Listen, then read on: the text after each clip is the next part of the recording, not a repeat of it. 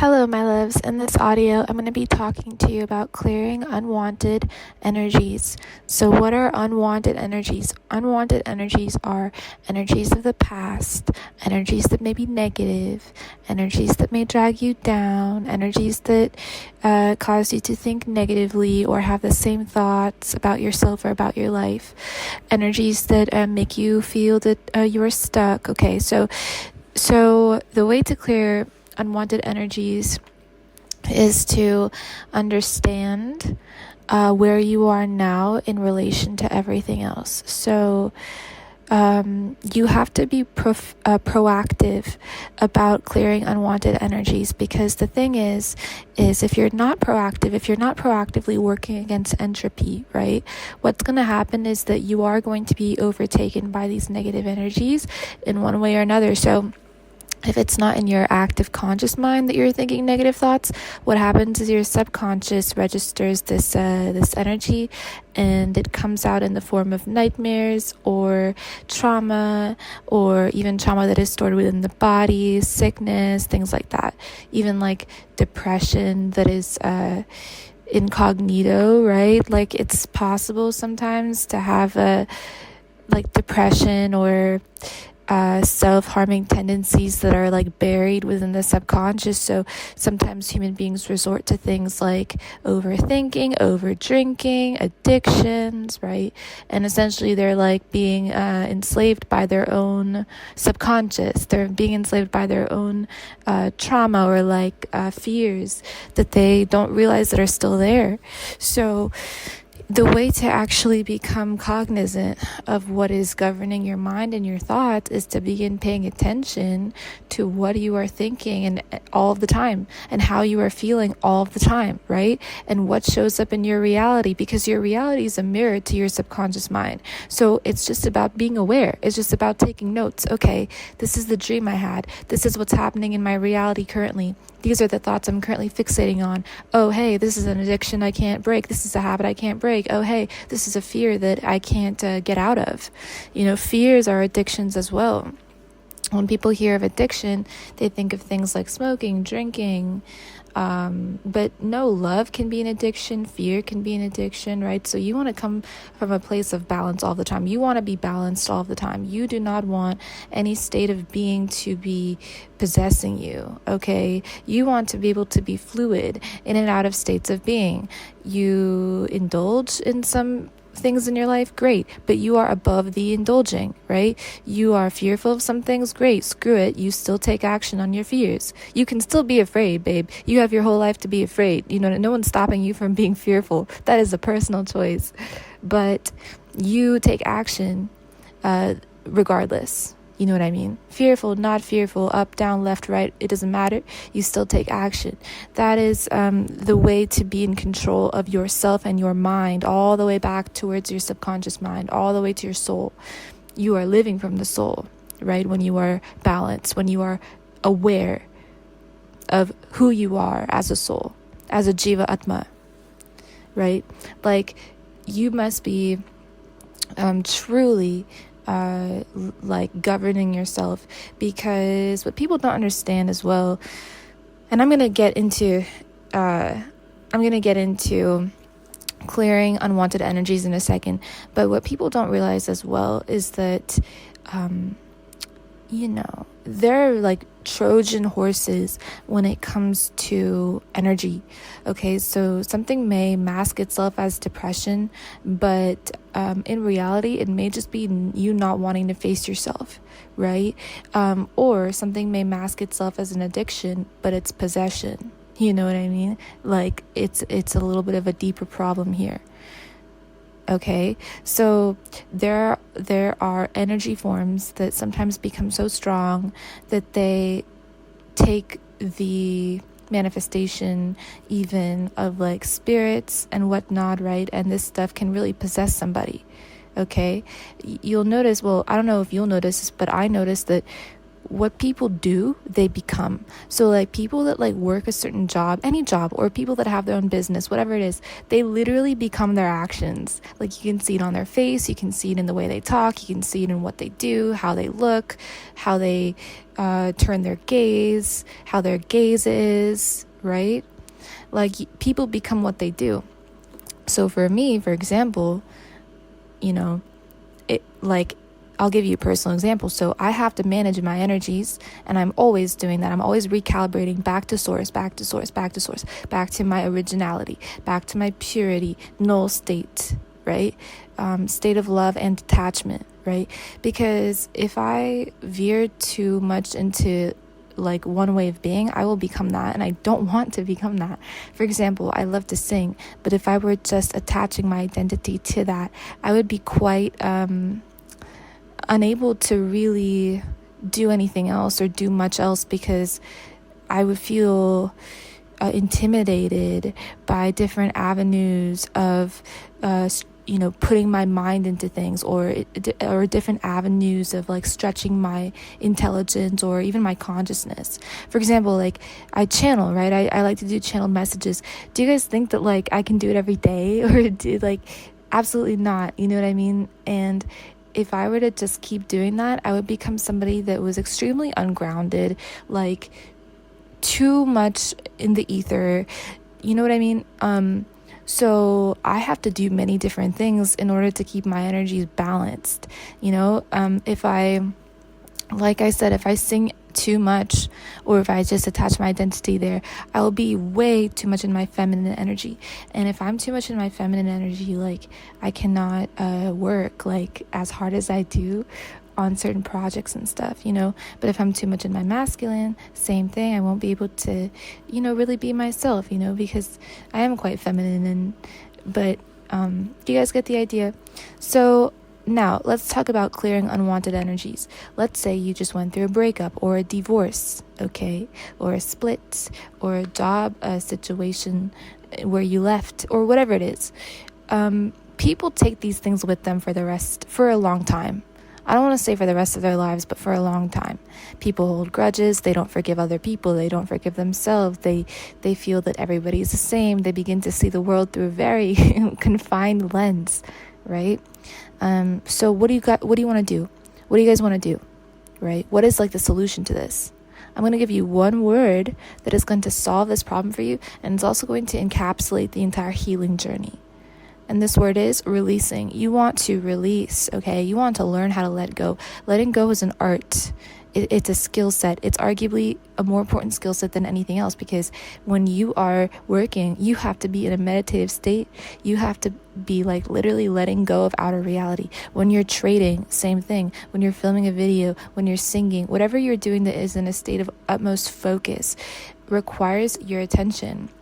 Now, you want to let the experience change you.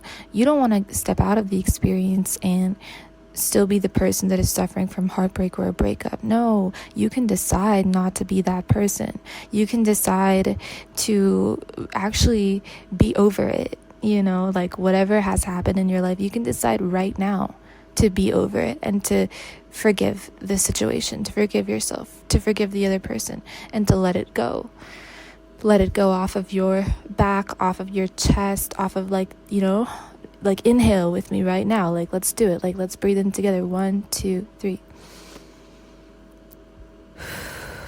Exhale, right? Because this continuous repetition of breathing and letting go, okay, feeling that you are letting go will take this energy off your back, off your chakra points, off your throat, off your chest, okay?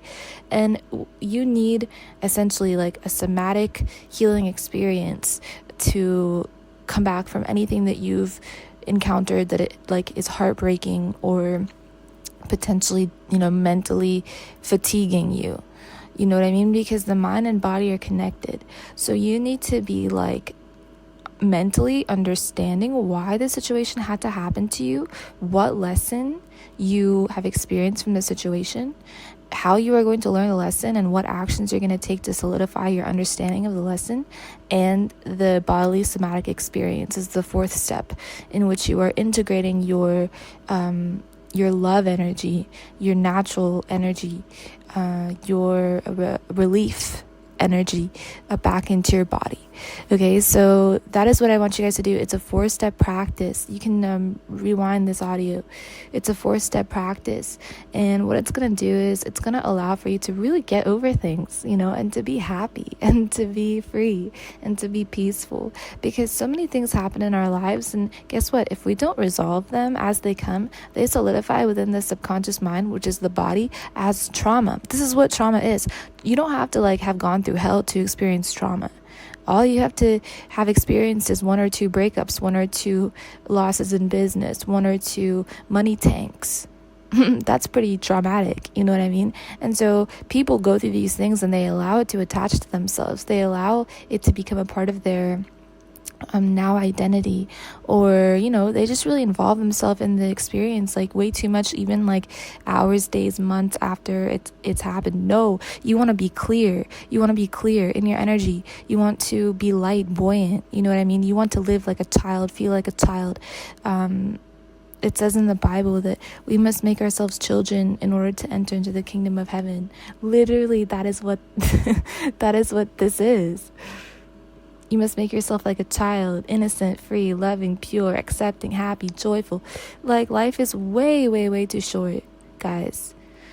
It is quite, you could really be working on yourself quite diligently, and still there's not enough hours in the day, And actually, the way to expand your time is to do what I'm telling you to do right now, because as you let go and clear out old energy, you will make more time for yourself. You'll create more time for yourself. Did you know that when you actually clear out physical objects that are attached to old memories and such, you open up a vacuum, right, of space? It's space-time. So you're actually unzipping a vacuum of space-time. So you unzip this vacuum of space-time, right? And so then what happens? Well, something new can come in. And then that's a new experience, which is a new lesson or new karma, whatever. Remember, we're always growing. You can have a successful life as long as you keep learning your lessons, you know what I mean? So yeah. So and actually if you release more and more and more, and you do it faster, easier, right? It becomes easier as a habit through practice, number 1. And number 2, you can actually create time. Like I said, you can maximize your life, and you can move through your experiences really happily, easily, and quickly. And the lessons that you learn are not that difficult as you continue progressing. Each lesson becomes easier as you go. So you just overcome them more easily, and they become easier as well. So it's 2-part. Additionally, I want to make sure you guys are clearing your spaces, right? I want to make sure you guys are talking to your water before you consume it, talking to your food, praying over your food. I want to make sure you guys are burning some kind of smoke or incense, or I would recommend incense, because it's a direct gateway, you know what I mean? It's just a form of a gateway. Meditation is another gateway. I want to make sure you guys are meditating. Clearing your space with intention, right? We don't just drink water, guys. We don't just burn incense, right? We do everything with intention, and this is magic. Life is moving magic, right? So that, and then also, recently, a few months ago, something happened with my iCloud account, in which all of my memories, just some stuff was gone. And I I'm really good about this stuff. Like, I run a social media management company. Like, I'm good about knowing where things are and, how much storage I have on everything. I have, like, terabytes and terabytes and terabytes of stuff. And, like, this was just a fluke, And I was quite upset about it. And then I realized that, there are so many new things in my life that have entered in, like, in exchange, like there's always an exchange that's happening all the time in the universe and also in currency and in the economy, like, so there's always exchange, right? So sometimes you have to really, like, let go, and sometimes you'll be forced to let go. God, universe will force you to let go, really. May not be in a pretty way, but he will, in order for you to invite in what you really want or what is really good for you. And remember, like, what we want, we may not even be aware of it, but God knows our desires better than we do. Maybe we do know about it, but he can see better into our hearts, And so, like, we are very, very, very much taken care of. We're very much protected. Our interests are protected. So he will make it happen. Trusting God is an art form as well, and it's arguably on the same lines of being able to let go, if not more important than letting go. Having faith in God is letting go of what he does not want you to have anymore. Imagine a kid picks up something that is, like, really bad for them or something, and the parent is like, no, like, you can't have that, I'm not gonna let you, like, hold, like, bleach or whatever it is. Okay. So you immediately take it away, right? But the kid is crying. He, like, wants it so bad, and like, it's the same thing where he doesn't know it's bad for him. He just likes the pretty bottle. It's pink and it has funny words on it, right? But it's like, as a parent, that there's no way that he can have that. It's just plainly not good for him.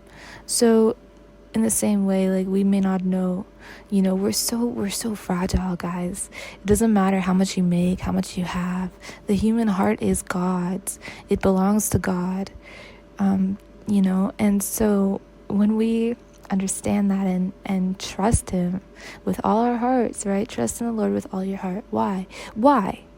This is, like, the most solid advice I've ever heard. You know what I mean? Like, let's think about it. Why would this instruction be so clear? Maybe because it's something we ought to follow, right? Like, it's literally medicine. So, yeah. So I hope you guys enjoy this audio. If you did, let me know in the comments. Again, being able to release and let go is an art form. It's a practice. It's a skill set. It's arguably the most important one you'll need to have. Did you guys know I didn't make my first $1,000 online until I let go of the way I was seeing myself and of my past experiences that were keeping me in a certain frame of thinking? No, I opened my heart. I started creating. I started working with people. And then my worldview expanded. You know what I mean? So just something to think about and also practice. Please rewind this audio for your own good. I love you guys so much, and I'll talk to you in the next one. Peace.